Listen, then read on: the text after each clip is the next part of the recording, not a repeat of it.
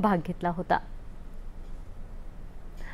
देशामध्ये विजेची वाढती मागणी आणि नवीकरणीय ऊर्जेच्या वाढत्या सहभागाच्या पार्श्वभूमीवर सुरक्षित, विश्वासार्ह आणि सक्षम वीज व्यवस्था निर्माण करण्यासाठी केंद्रीय विद्युत प्राधिकरणाच्या तांत्रिक नियम मानकांचे काटेकोर पालन आवश्यक आहे, असं मत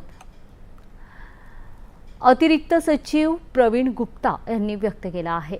महाराष्ट्र राज्य विद्युत पारेषण कंपनी लिमिटेड आणि केंद्रीय विद्युत प्राधिकरण यांच्या संयुक्त विद्यमानं केंद्रीय विद्युत प्राधिकरणाच्या नियमावली आणि तांत्रिक मानकांबाबत पुण्यात आज प्रादेशिक कार्यशाळेचं आयोजन करण्यात आलं होतं। त्यावेळी ते बोलत होते।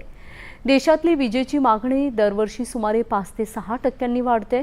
यंदा मे आणि जून महिन्यात देशाची कमाल वीज मागणी सुमारे 271 गिगावॅट इतकी नोंदवण्यात आली आहे।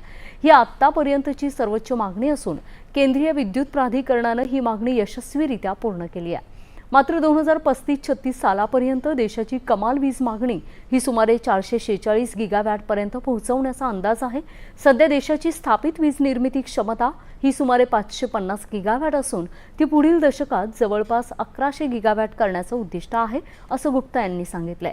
महापारेषण ही देशातली सर्वात मोठी पारेषण संस्था असून तिचं जाळं सुमारे 55,000 सर्किट किलोमीटर्सहून अधिक पसरलेलं आहे, अशी माहिती महापारेषणचे संचालक सतीश चव्हाण यांनी दिली आहे।